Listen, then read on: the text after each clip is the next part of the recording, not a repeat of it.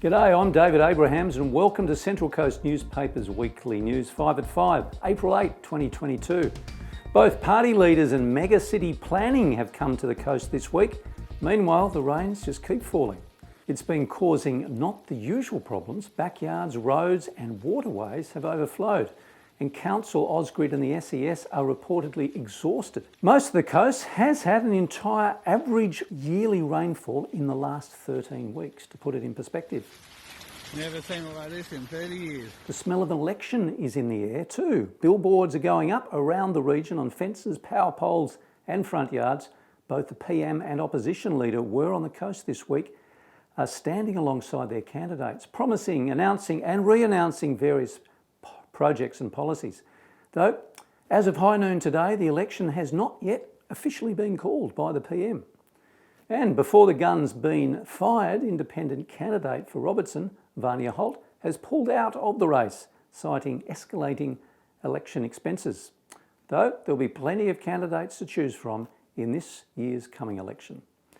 Now, the Central Coast has been formally enveloped into the state government's 6 cities legislation.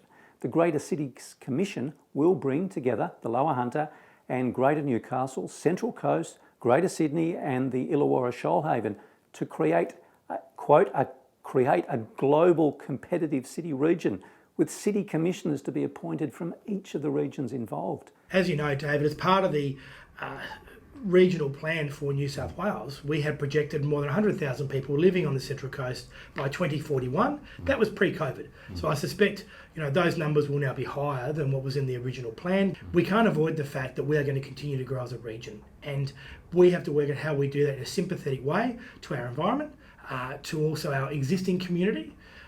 But the sad part is, I suppose, that areas have to expand, and we are one of them. By our sheer geographic nature of being so close to Sydney, we have become one of the destinations of choice for people to move to. What we do need, though, is proper coordination of infrastructure. So when the housing does go on, particularly in my part of the world, that they do deliver the schools, the water, the sewerage and the roads that are necessary to cope with that growth.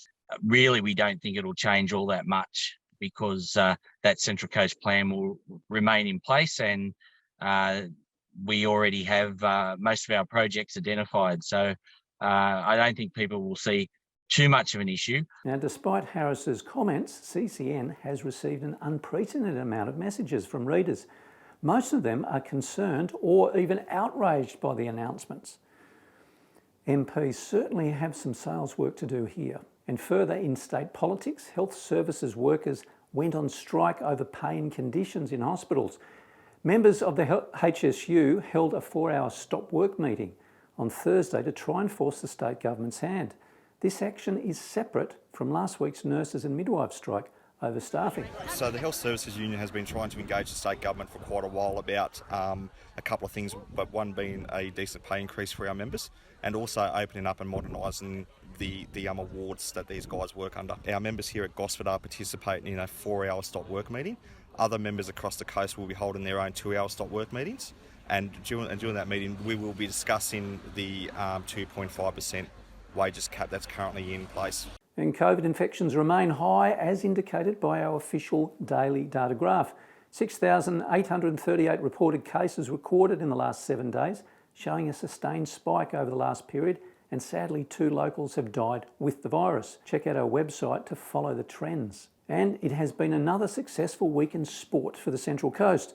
Last weekend, Avoca Beach's Macy Callahan won the World Surf League's Newcastle Surf Fest, her second qualifying series win of the season. As a result, Macy has finished top seed in the QS and now advances into the upcoming Challenger Series. And a look at the Mariners. 1 month ago, the boys in yellow were languishing at the bottom of the A-League table. Now, thanks to a Tuesday night goal fest, they have only 1 win away from re-entering the top 6, pending other results. Still, buzzing from their 5-0 victory over Wellington Phoenix, the Mariners now prepare for Saturday night's Pink Derby against Sydney FC. So get yourself to Gosford Stadium to help cheer the team over the line. Now, all of these stories written by local journalists can be found on our news website without a paywall and in this week's print editions of Coast Community News, Coast Community Chronicle and the Pelican Post. And remember to subscribe to our ever popular email newsletter and our socials via YouTube, Twitter, Facebook and Instagram for updates throughout the week.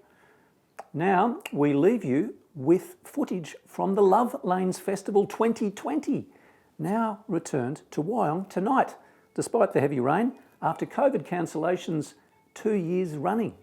The event will run until 9 p.m. tonight, so get up to Wyong Town Centre for music, entertainment, food, circus acts and more. And have a great weekend.